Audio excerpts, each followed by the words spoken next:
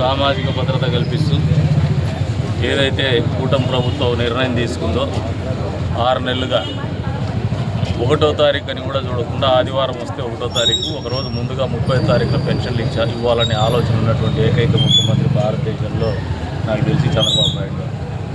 ఏకైక ప్రభుత్వం కూటమి ప్రభుత్వం.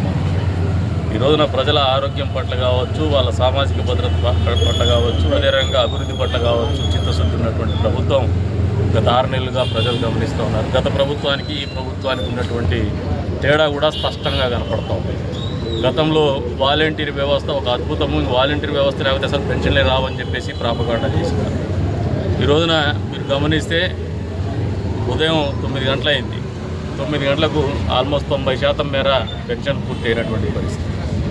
గతంలో పోర్టబిలిటీ ఉండేది కాదు, లేదంటే ఒక నెల తీసుకోకపోతే 2 నెలల పెన్షన్ అయిపోతుంది. ఈ రోజున మా ప్రభుత్వం చంద్రబాబు నాయుడు గారి నాయకత్వంలో ఏర్పడినటువంటి కూటమి ప్రభుత్వం 2 నెలలు ఎక్కడైనా తీసుకోకపోయినా 3వ నెల వల్ల కలిపి 3 నెలలకు కలిపి పెన్షన్ ఇచ్చేటువంటి కార్యక్రమం కూడా అమలు చేస్తూ ఉంది. ఇది ప్రజల సౌకర్యార్థము, ప్రభుత్వం యొక్క చిత్తశుద్ధి. ప్రజలను బాగా చూసుకోవాలా, వాళ్ళకి సామాజిక భద్రత కల్పించాలి. ఈ రంగ సామాజిక పెన్షన్లు అనేది తెలుగుదేశం పార్టీ ఆవిర్భావం నుంచి కూడా మొదలైనటువంటి కార్యక్రమం ఇది. దాన్ని విడతల వారీగా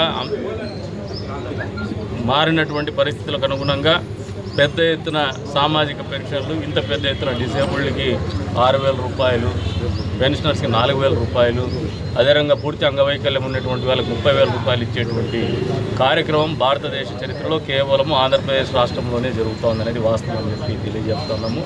ఇవన్నీ కూడా ఆర్థిక పరిస్థితి అనుమతించి కాదు, ప్రజలకు ఇచ్చినటువంటి మాట నిలబెట్టుకోవాలని చెప్పేసి ఈ ప్రభుత్వం చిత్తశుద్ధితో సంకల్పంతో ముందుకు పోతుంది.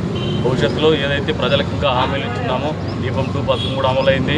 అదేవిధంగా భవిష్యత్తులో ఉచిత బస్సు ప్రయాణం కావచ్చు మహిళలకి, ఇవన్నీ కూడా అమలు చేసి తీరుస్తామని చెప్పేసి కూడా చూపిస్తామని చెప్పేసి కూడా సందర్భంగా తెలియజేసుకుంటూ 1వ తారీఖు వస్తే ఎవరు కూడా ఇబ్బంది పడడం లేదు. 30వ తారీఖే పెన్షన్లు వస్తాయి, ఒకవేళ ఆదివారం ఉంటాయని ఆలోచనలకి ప్రజలే వచ్చేసినారు మాకంటే.